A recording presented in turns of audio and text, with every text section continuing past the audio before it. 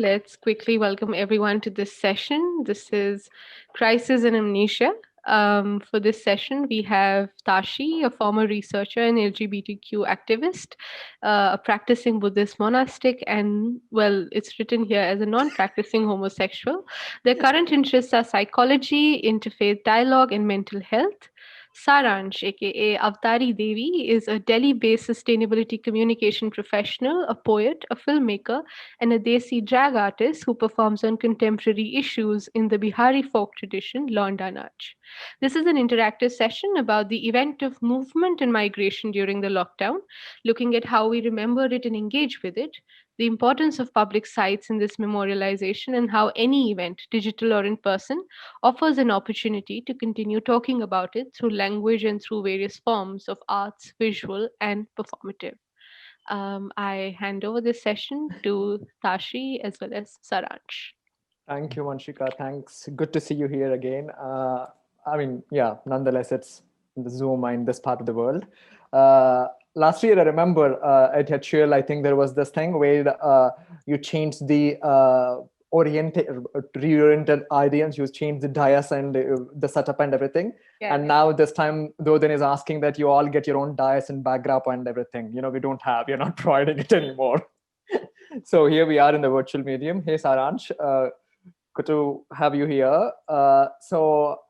Crisis and Amnesia.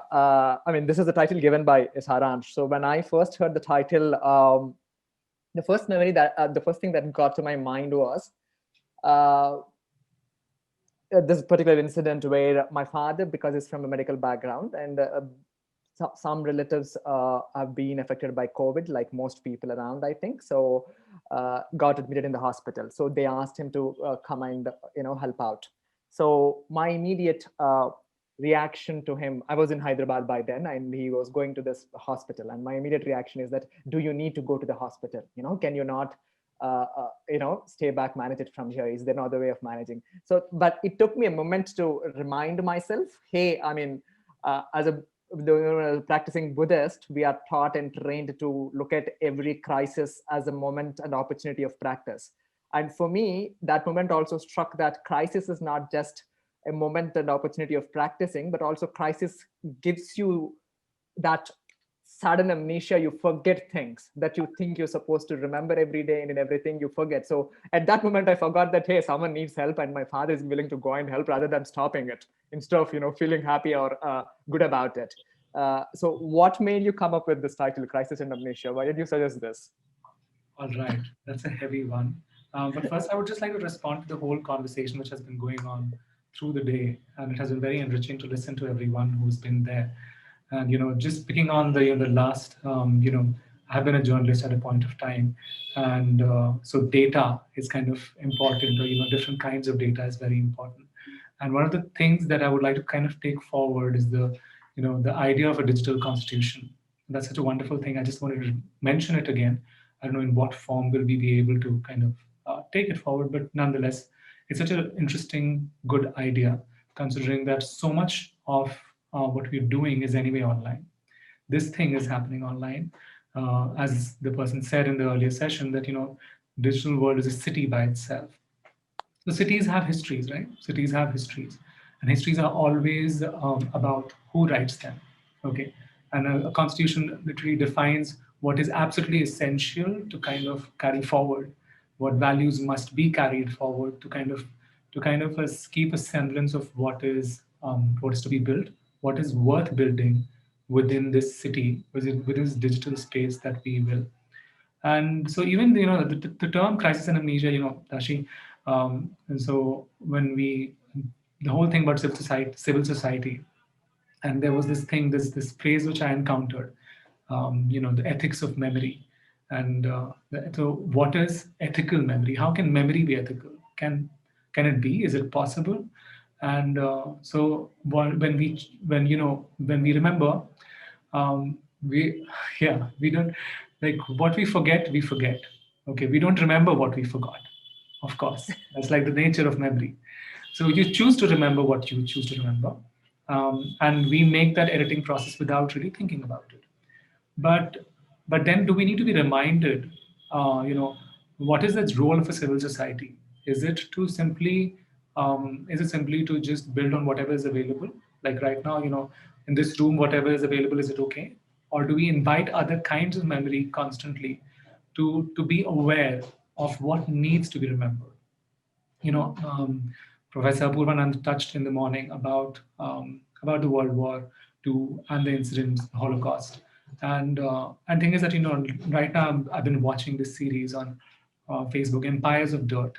Okay, it's there, and so it talks about the colonialism and the kinds of excesses that happen, and of course Bengal for me is something that is being revisited, is being talked about.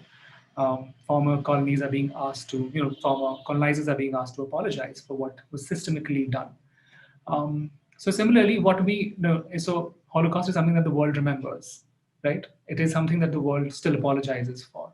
But thing is that there are certain memories which we choose to forget or choose to overlook. And so why do we choose to overlook that? Why, as Amitabh Ghosh had kind of pointed in a book, in one of his fiction books, that are certain memories, are certain histories more valid than others?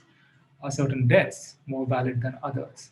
And that's where the death of the session we're talking about, the movement of people, migrants, and we are very very notable country because one third of our population, as per this report by UNESCO, is constantly on move. It's a floating population. It's either seasonal migrant or it is, but it is migrating in some form all the time. Okay, and with the crisis in agriculture, that movement has become even stronger. But where are they migrating to? And does this new digital world, which was being referred to in the earlier session, does it have space for them? Or we are living in different spaces right now, but we can come together as digital citizens. But the same citizenship, can it be offered to laborers or not? So that is, or migrant workers, or of course it depends on what is your access, what is your level of access. So without, I mean, like, I've taken too much time now, but Tashi, I would just like to kind of throw this question at you. When we were discussing, what is your memory, and I'm taking it in a very personal way, because yes, data, it's very notable that our government has denied that there's no data about the migrant workers. There are various estimates. There's some estimates which was 971 deaths during this period of people who moved from one place to another, mostly migrant workers, and that they either died in transit because of hunger, because of various reasons. But so then, what, as a civic society, that we are here in this room, what do we remember? And I'm throwing this to open to everyone, actually, because there are other people present. So yeah. So Vanshika, you will also be coming in, but Tashi, to you first. What do I remember? What is my memory of last 6 or 8 months? When pandemic began, I was in Bodh Gaya, uh, especially when the lockdown began. Thankfully, it was towards the tail end of the pilgrim season in Bodh Gaya. So there were people, but not so many people also. Many moved out, and then we had some 25 people in our center where I was living, and it was a lockdown, and then we gave all the holiday to the staff and everything, and we have 25 people from different nations: Germany, Argentina, Israel, Singapore, different bunch of people from different parts of the world. And suddenly we are in a place where the everyday things that are taken for granted are not there anymore. Like, everyone is off. It's a huge campus with no staff, and suddenly we all needed to pick up, volunteer, and do our own chores, in a sense, like do the cooking, do the cleaning, and the maintenance and all that. My another strong memory was there was a huge storm one day, with almost like some tens of trees, huge trees falling down in the campus, destroying some buildings and stuff. So there were parts of and that was one. But the other significant one was, which was again reminded yesterday when I was taking a walk out in the colony of my parents. The fear or the hatred that was generated to China. That was because yesterday when I was walking on the street, probably I think 10 years old kid, I think, he stopped me and asked me, "Am I from China?" I said, I have a face mask. Of course, I have a face mask and I'm in my robes. Asked me if I'm from China. I said, "No, I'm not." Then I was like, "How do you know how Chinese look like?" Then Have you been to China? I asked the boy. Then, no, no, no. I saw in TV. Oh, okay. No, I'm not from China. And then the immediate question is that, do you have corona? So it was enough that I'm not from China, but because I look like I'm from China, I need to say that I don't have corona. So I said I don't have corona, and I tried talking to the person in Telugu, asking, what is your name in Telugu, and oh, Telugu. I'm like, oh yeah, I learned Telugu coming from China to India. So there's something that happens even in both Gaia for me. So suddenly you look at monks and nuns, you think they're from China, Tibet, and they are all bringing virus and corona and all that. So that fear and hate was quite a thing that I've noticed in both Gaia. And the other thing was also significant for me was when people were coming back, Biharis who left Bihar for work, coming back, returning back, suddenly every one of them are looked like they are outsiders, like even both the local Biharis, even the Nagar Nigam and the government and everyone. Suddenly they're the outsiders. So again, this brings back to me like, yes, this is a crisis. So in the crisis, you almost literally actually choose to forget that they are coming back home. They are not outsiders in that sense, actually, even to look at, but they're coming back home. But because your fear of that they are bringing the virus makes you look them as they're the outsiders. That was quite a conflict around that time for all of us, I think. And also the other was there was some of the foreign nationals who are stuck, which is more, some of them are Singaporean and Chinese, and they did. I mean, they kind of got the flack, I think, in a sense. You can't stay with us. You can't, stay in a hotel, or you can't stay in a guest house. Those were quite challenging, I think, in that sense. And also because we needed to take care of people who are at our center. Making sure that they are not at any risk. That has been a challenge. So when I was thinking about all these, I also need to kind of think, I think, my memory is not so reliable. I never really trust my memory in that sense, because I always doubt how much of my memory is actually my memory. I mean, what is my autonomy over my memory? That always comes into, I like, is it really my memory? I mean, did I really effectively consciously choose to remember this and remember this in a certain way, or is there something more to it? That kind of always, so even when I think about life and in terms of even the past in my own life, I never really absolutely have that trust. That absolute trust is not there on my memory. So I'm not sure how others feel about it, but I'm very cautious about my memory all the time. Thank you so much for that, Tashi. So this is interactive, and everyone who is, this at least in the Zoom meeting, and those who are watching us on Facebook can type in and comment if they can. What do they remember about this entire incident? And thank you, Tashi, for sharing that. Like that thing about that hate and fear, which was just so palpable, and with anybody who looked different, anybody so it was so easy to frame people as outsiders in these times. Vanshika, what was your memory? What is your memory of this time? If I were to go back to the time that we're all referring to in that time zone, I was, for a large part of that time, in Hyderabad itself. You're I mean, I think for the and thankfully I was in a place which provides care mechanisms, which provides extensive support mechanisms. So I would say that my life was well taken care of, and I didn't feel like I am encountering a crisis. But I think it was this moment of viewing a lot and seeing things a lot, now all of a sudden just digitally. And I think there's a difference between when you're going about your motions of work and things, and you're absorbing that amount of information and content, whereas you're looking at content that's really important for you to absorb, but you're within the confines of your home. And everything, I mean, at least for a large part of my daily work was happening digitally. So I think I remember that.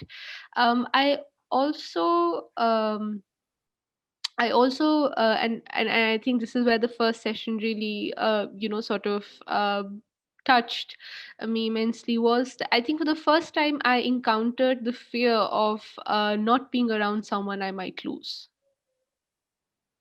And I think that was one fear to grapple with, because I think more than what's actually happening, it's that fear of not seeing that person. It's the fear of not being around that person. And I think I have memories of that fear quite significantly from that time. And if I may ask specifically, the incident that you're talking about, the movement of people.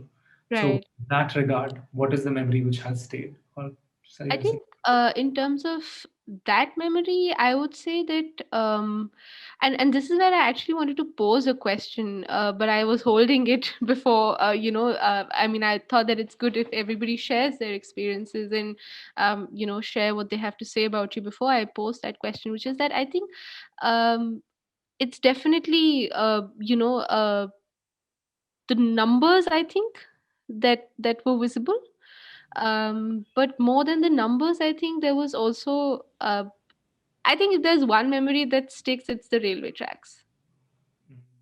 It's a bit off, because I think one should be attuned to the kind of indignities that happen in lives, of most people, of most citizens of our country at almost all points in time. But I think that was a peak of indignity. And I think that sticks, which is why I wanted to ask this question. So that as much as this is about remembering, Yeah. um, it's also about people who you recognize their personhood in their entirety. Mhm. And so how do you remember people who are living, breathing bodies, in today, while we're talking at this point in time, are perhaps figuring out how to secure their livelihoods, are perhaps figuring out what they need to do to get morsel on their plates for dinner or lunch. How do you remember people who are living, breathing, and what part of remembering do you foreground at times like these, where it is important to acknowledge what happened, Yeah. but at the same time it's important to not just remember, to remember in a way that the personhood is not denied. Wow, that's a heavy question, but yeah, I would also like others to also kind of add to this at this point of time, before we come back to this, your personal memories in that sense. So, anyone else who's in the room would like to unmute themselves and add to this? Anand, Shrinkla. Um, I think my personal memory was the fact that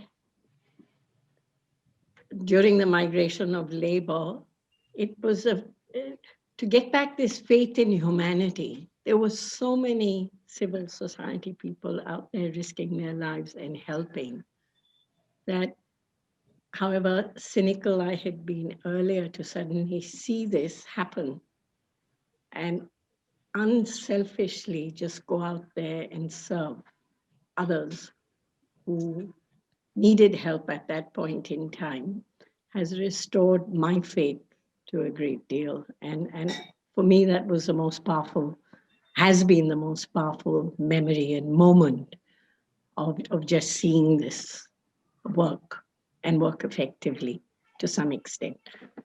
Yeah. Thank you so much, Menur, for sharing that. Um, so, um, so yes, if anybody would like to comment. Um, all right. So, but then we move on and we take the question, and the thing about how do you remember? I think part of it which you answered, Vanshika, in your question itself, is the question of dignity. A few years back, and this was one memory which has really lived with me. There was this film that I'd worked on, which was about migration, which was about largely migration across, basically two cities, and then how cities are really prepared and not or not prepared. And something which was also being referred in the earlier session, that how prepared are our cities to handle, in that sense, the migration which happens.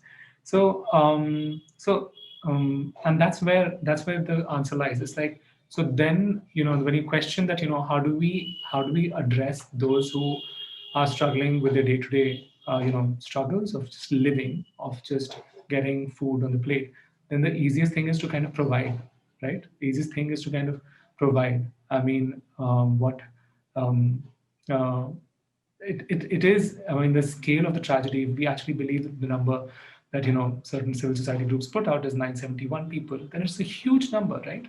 And thing is that then that warns you that this has happened when this kind of crisis happened, you know and maybe in future with climate change and everything, there could be bigger crisis which will happen. Just because we are 1.3 billion people doesn't mean that we have to keep reducing the value of life which is there. So how do we prepare for that is what will be. How do we prepare for the future will be the real marker of how much do we respect these deaths, right? And that will be a true memorialization. The other way, which is very interesting, is that we were discussing, Tashi, the whole thing about the public sites and all of that. That public sites is memorialization. Whether it be say what the British built in for India Gate, right? So for the people all the soldiers who died in World War. But the thing is, today, the digital space, as it has been described, the digital space itself is a site of memorialization too. When we watch something which is on Netflix, or I'm talking from an extremely privileged perspective too, but it really matters, because then that influences the people who are in the position to voice and comment and do all of that. So things are what is the way these digital spaces remember is also extremely important, because that'll become a more accessible, easier archive. There's the People Archives of Rural India, PSINAT's website initiative. So that is a living journal. That's a living archive of everything. So that becomes an important way of kind of remembering everything that is it's a living journal. So everything is alive, and yet you're archiving things which may die. Okay, and that's one way of going about it. But what do we do in this digital space, and how free are we to do this, will be the real question. So Tashi. I was just thinking of what Vanshika asked. In a sense, recently, last month, we did have one small gathering, of course, another online event of Transgender Day of Remembrance. In that particular session, what kind of struck my thought was, of course, there is a day of remembering people all the time, right? There's a day of, there are many days for each community, for each identity, each role. There are days to remember people, or remember those particular roles and those contexts.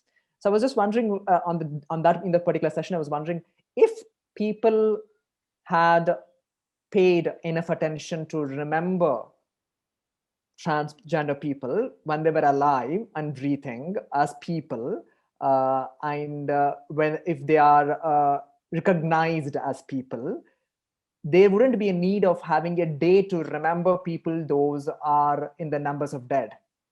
Right. So we don't somehow, like, for example, in this particular context of, for example, in Bodh Gaya right now, as much as I'm not in Bodh Gaya, I'm constantly, I mean, I have friends. It's more like home to me, as much as Hyderabad. These are more rather, I would say. So I have people and friends who are out of employment. Their only source of livelihood is generally during the 6 months of the pilgrim time, where people come, and then there's an entire tourist business and tourist pilgrimage business that happens. That's completely down, like shut down literally. There is nothing happening. So many are out of jobs. Some are getting half salaries. Some are planning to, most of them are now considering to migrate or go to Gujarat, go to elsewhere to work now, right? Even people who had some sense of employment and livelihood there now don't have.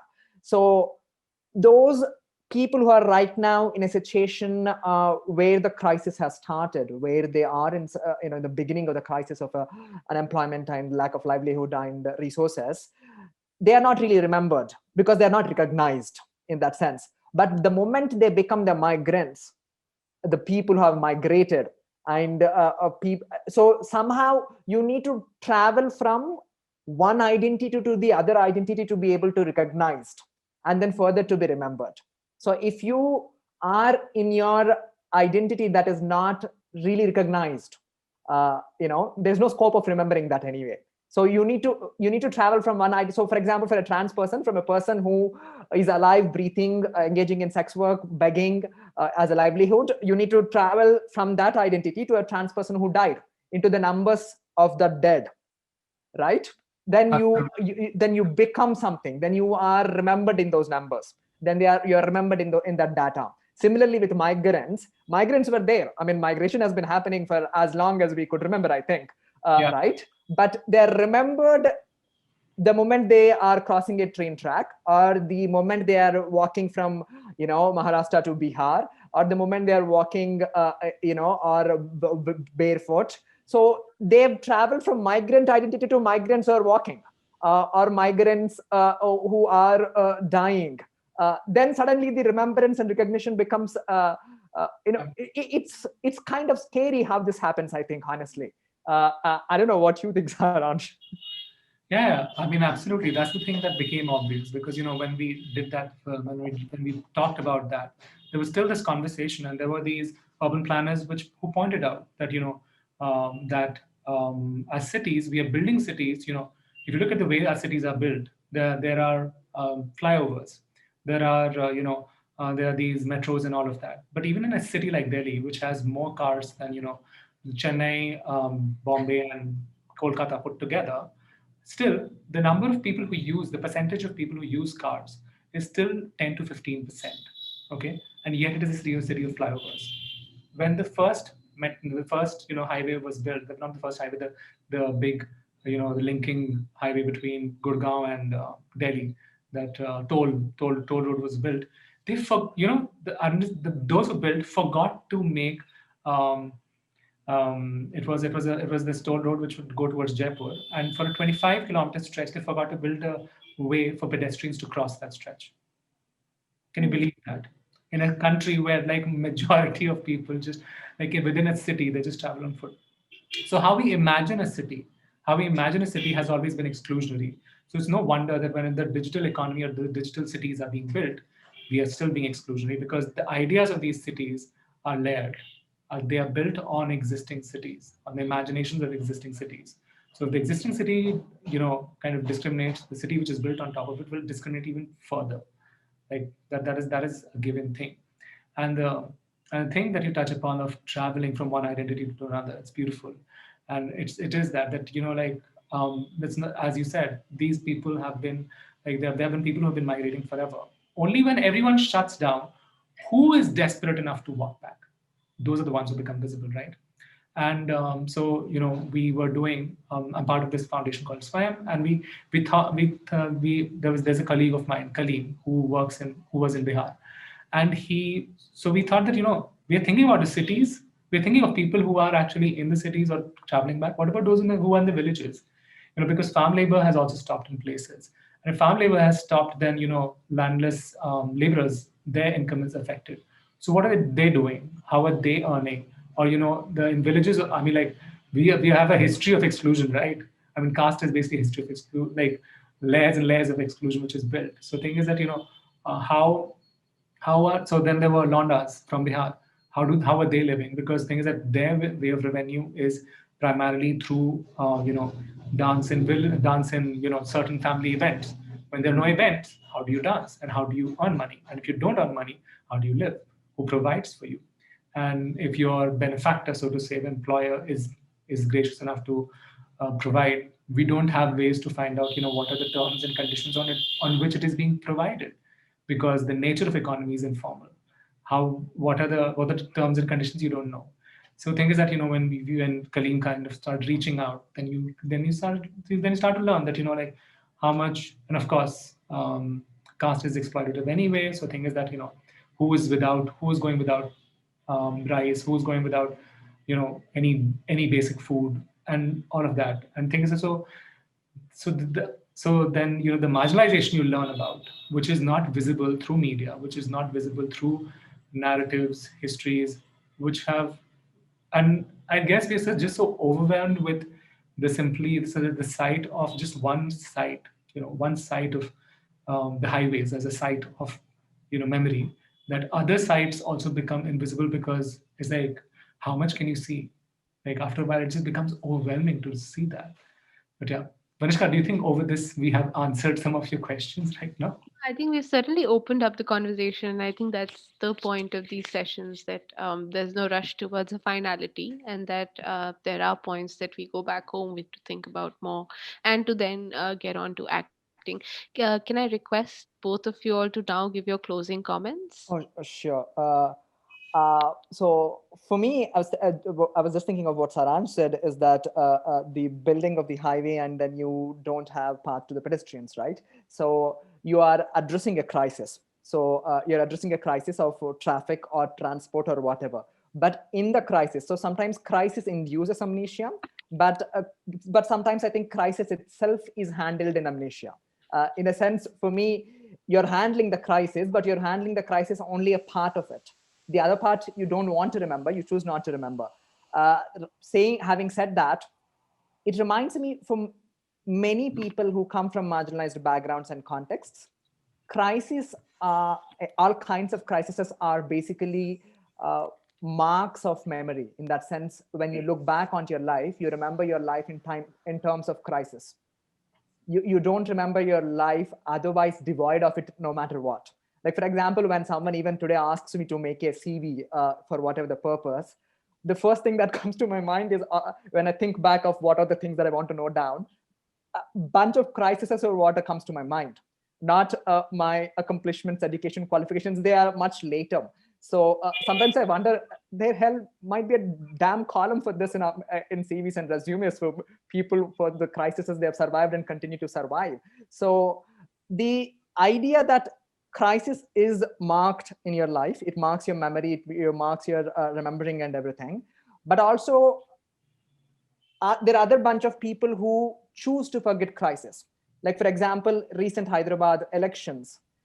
In that sense, we before pandemic we had Delhi riots, the communal riots, and from that too we came to pandemic. From pandemic we came into municipal elections of GHMC, and in the GHMC elections we have seen BJP winning seats, climbing from 4 seats to 49 seats, which was like, wow, this is like, so it made me wonder, what is this? Is it that BJP is great at what it is doing, or is it because people are actually choosing to listen what they are saying? That kind of gave me more fear rather than the first one, I think. And the second one, now as I think about it, is it people actually, no more in control of their memories to remember and recognize even the recent events before they access the current information and make some sense of it and act on it? So crisis, as much as in the beginning, this beginning session, I mean, it happens only probably in Dodin. I don't think anywhere else will begin a Saturday morning with a grief, or how to grieve, or how to talk about grieving. But when we talk about grieving, I think talking about crisis becomes essential. We can't talk about grieving without talking about crisis. So how do we talk about it? And what does it mean in our lives, not just individually, but also as a collective? And like Saransh, we were talking the other day, it's also about the collective memory of that crisis, and also the experience of the collective loss. The loss is no more individual in nature as much as we like to look at. For me, for that, I actually look at Buddha's teachings in that sense. One of our primary prayers teachings is that to remember that every being wants to be happy, and every being wants to be free of suffering. So this is this is something we remind ourselves before every teaching, every practice we do, because to establish that connection among all of us. So to essentially say that there is no being that doesn't want to be free of suffering.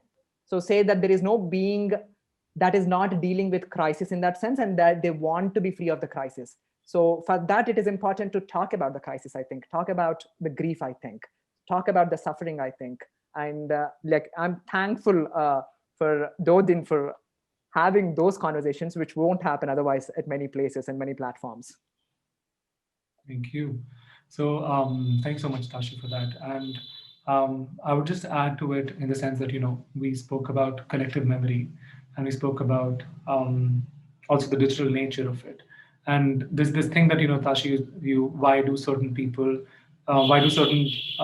people are getting elected, or certain people are choosing to represent, knowing certain flaws, certain people.